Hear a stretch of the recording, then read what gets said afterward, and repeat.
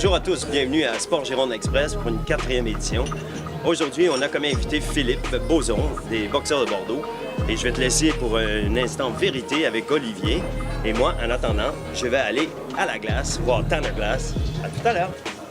Bonjour Philippe, on est ravis de vous accueillir en fait effectivement sur ce plateau. L'instant V, c'est un petit concept en fait. On vous propose de dire rien que la vérité, toute la vérité. Est-ce que vous êtes prêts? C'est à vous en fait le marteau de casser la glace justement. Prêt. Alors Philippe Boson, vous avez encore une double casquette en fait cette saison puisque vous êtes l'entraîneur des Boxeurs de Bordeaux, on vient de le dire, et vous êtes aussi le sélectionneur de l'équipe de France. Est-ce que le regard des joueurs de la Ligue Magnus, il a changé en fait sur vous, en fait le fait que vous soyez sélectionneur aussi? Bon, ça c'est à eux à répondre. Moi ce que je sais c'est que j'ai l'impression en tout cas que quand on joue contre les adversaires ou ces joueurs potentiellement sélectionnables, ils ont l'air d'être plus motivés, ils ont l'air de vouloir se montrer. Donc voilà, j'ai remarqué ça.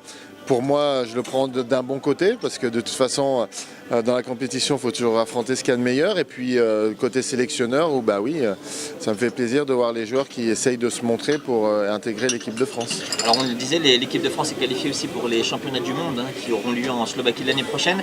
Vous, ça va vous donner l'occasion de voyager un petit peu avant tout le monde pour aller repérer, c'est ce que vous me disiez tout à l'heure, les installations, les structures, les villes.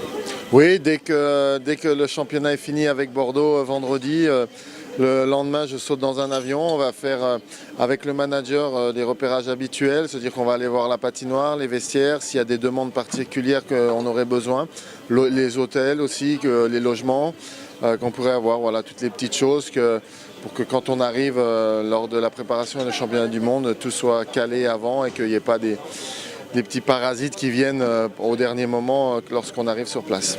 Alors vous étiez un grand joueur de l'équipe de France, avec beaucoup de caps et beaucoup de buts aussi. Est-ce qu'un jour vous vous imaginiez en fait, dans la peau de sélectionneur de l'équipe nationale? Est-ce que c'était un rêve, une ambition? C'est devenu une ambition à partir du moment où j'ai commencé à être entraîneur avec les seniors, puisque moi j'ai commencé ma formation avec les jeunes, avec tout ce qui est mouvement junior.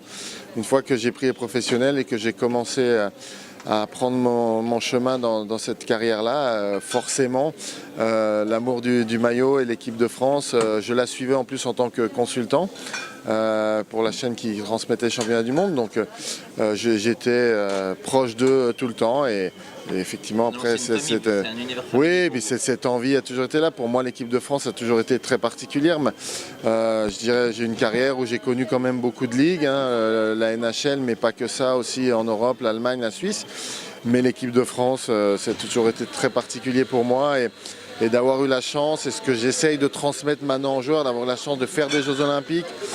Qu'est-ce que c'est de participer aux Jeux Olympiques? Cette génération-là n'en a pas conscience, ne sait pas ce que c'est. Et c'est ce qu'on essaye de vendre aux joueurs actuellement pour vraiment qu'on participe enfin de nouveau aux Jeux.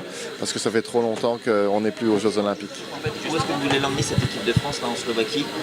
C'est le gros objectif de la fédération, c'est le gros objectif du staff. Et puis c'est l'objectif qu'on est en train de vendre aux joueurs. C'est-à-dire que voilà... La dernière fois qu'on a fait les Jeux Olympiques, je jouais encore, c'était sur la glace, c'était Salt Lake City. Donc ça fait beaucoup trop longtemps. Pour nous, notre sport, c'est indispensable que pendant 15 jours, on parle de hockey sur glace pour vendre notre sport. Donc faire les Jeux Olympiques, c'est vraiment le gros objectif. Et assurer, on va dire, dans les championnats du monde, les performances qui ont été faites jusqu'à maintenant, c'est-à-dire le maintien et puis de plus en plus éventuellement participer au quart de finale.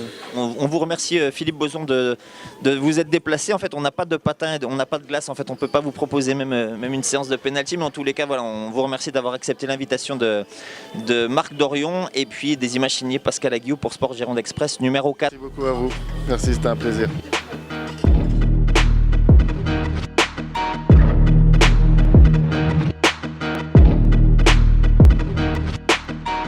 On est réunis aujourd'hui pour un inside, donc sur Sport Gironde Express, sur la glace des Boxeurs de Bordeaux.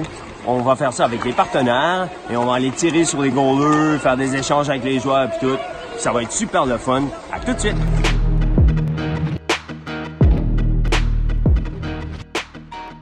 On est avec Tanner Glass sur la glace, n'est-ce pas? Hi Tanner, how you doing? Great, thanks. Nice to meet you.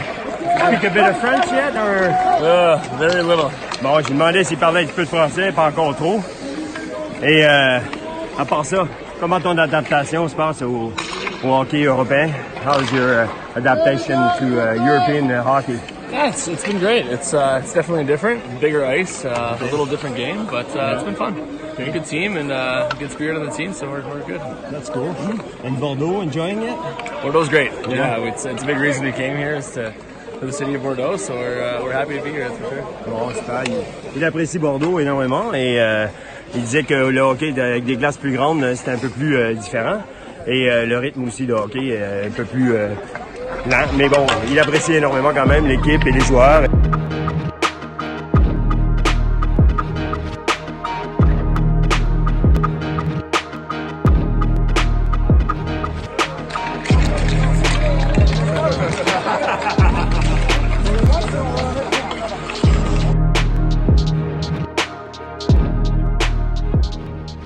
Bon, ben là, on est rendu dans les vestiaires. On a quelques joueurs avec nous. On a deux Canadiens, là, Paquet à notre droite et M. Lessard à notre gauche. Un petit Français ici de Grenoble, Terrier, n'est-ce pas? Grenoble de Chamonix. Chamonix, Oh la vache! excuse-moi. Oh la vache! So, on a le locker à Tanner ici même, qui so it's a little bit smaller than NHL standards. Oh, same. Yeah, it's the same? Locker, yeah. OK. OK. J'ai demandé si c'était plus petit que les standards de NHL. So NHL is missing you a bit, or?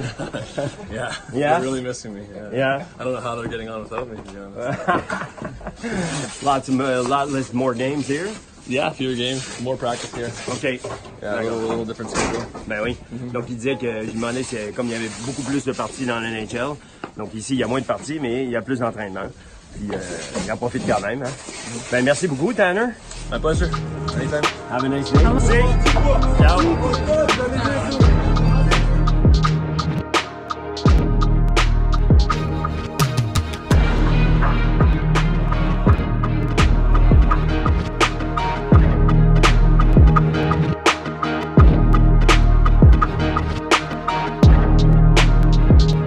Alors, l'actualité du mois de décembre, c'était aussi le Ballon d'Or, n'est-ce pas? Et donc, on a Olivier et Pascal qui ont rencontré Marco Verratti et ont demandé son avis.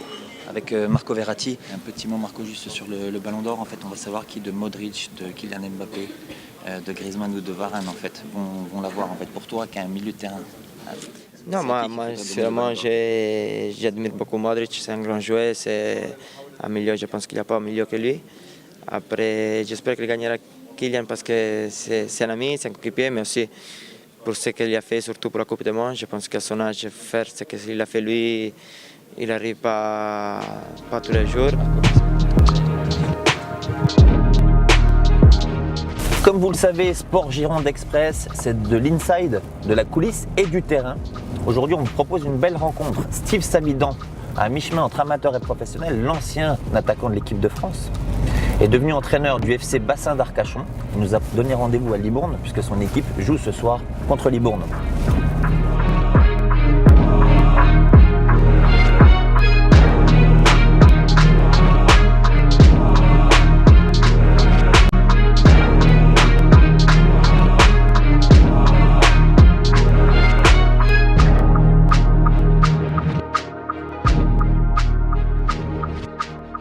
Steve, bienvenue dans l'émission Sport Gironde Express. Le concept, c'est un mi-chemin entre sport amateur et sport professionnel. Ça tombe très très bien. Voilà, du foot féminin, du foot masculin.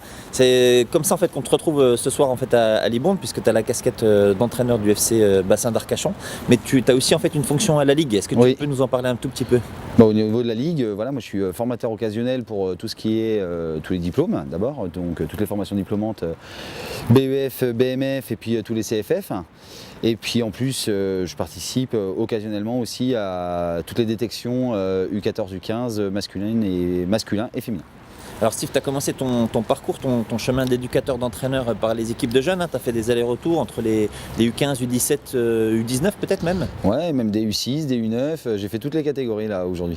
Et ça c'est un vrai kiff en fait. Tu pensais en étant joueur activité que tu pouvais avoir cette sensibilité de transmettre, non? Non, pas du tout. C'était pas du tout quelque chose vers lequel je m'orientais. Mais après des parcours de vie qui sont faits un petit peu, moi, voilà, un peu comme ma carrière.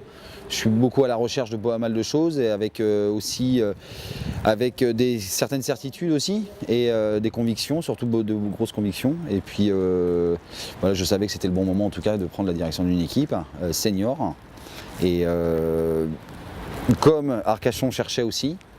Donc bah voilà, ça a été, honnêtement, ça a été le bon timing pour les deux.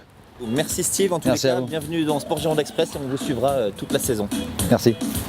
D'un attaquant de l'équipe de France à un autre, on vous propose de vous replonger dans des archives qui ont été tournées ici même, voilà, avec une pépite de notre football français et maintenant international, en la personne de Kylian Mbappé, qui jouait à Monaco à cette époque, en Gambardella, ici même à Libourne. Quand on passe de la Liga comme ça à la Gambardella, c'est difficile de retrouver ses repères ou pour toi c'est quelque chose de naturel? Non, après, vous savez, c'est vrai que pour un joueur normal, redescendre de Ligue 1 à Gambardella, c'est différent. Mais moi, je suis pas un inconnu dans le groupe. Je pense que j'étais au début de l'année, avant de partir avec les pros, j'étais avec eux. Et je pense que, au-delà d'être des coéquipiers, je pense que dans la vie, on est vraiment des amis. On est proches, on s'appelle tout le temps, on est tout le temps ensemble. Donc je pense que le feeling se fait naturellement. Donc j'ai même pas fait d'entraînement avec eux. Je suis venu juste pour le match. J'ai même pas fait l'entraînement de veille de match. Et tout de suite, c'est vrai qu'au début, j'avais des difficultés à tactiquement, oui, sur des déplacements. Je marchais un peu trop sur les autres parce que j'avais pas trop mes repères. Et après, ça s'est fait naturellement. Et je pense que on a eu de la réussite et je pense qu'on a provoqué cette réussite et on mérite tout à fait notre victoire aujourd'hui. Comment tu vas gérer toi en fait la fin de saison en fait avec Monaco, avec l'équipe première en Ligue 1, il y a une place à aller chercher en Ligue des Champions, ça va être un peu compliqué, non? Ouais, c'est clair que non, c'est pas compliqué, c'est super excitant. Je pense que tout joueur a envie de jouer avec les pros et de disputer une finale de Gambardella. Je pense qu'il y a pire. Ouais, c'est sûr. Non, voilà, avec les pros, je pense qu'on ne doit pas se focaliser sur les autres équipes. C'est nous qui avons la main sur cette deuxième place. Si on gagne nos 4 matchs, je vois pas comment les autres peuvent nous rattraper, c'est impossible. Donc on ne se préoccupe pas des autres, on travaille au maximum à l'entraînement et il y a cette finale au Stade de France avant PSG Marseille. Donc, dans le Vidrilo, c'est la finale rêvée. Ouais.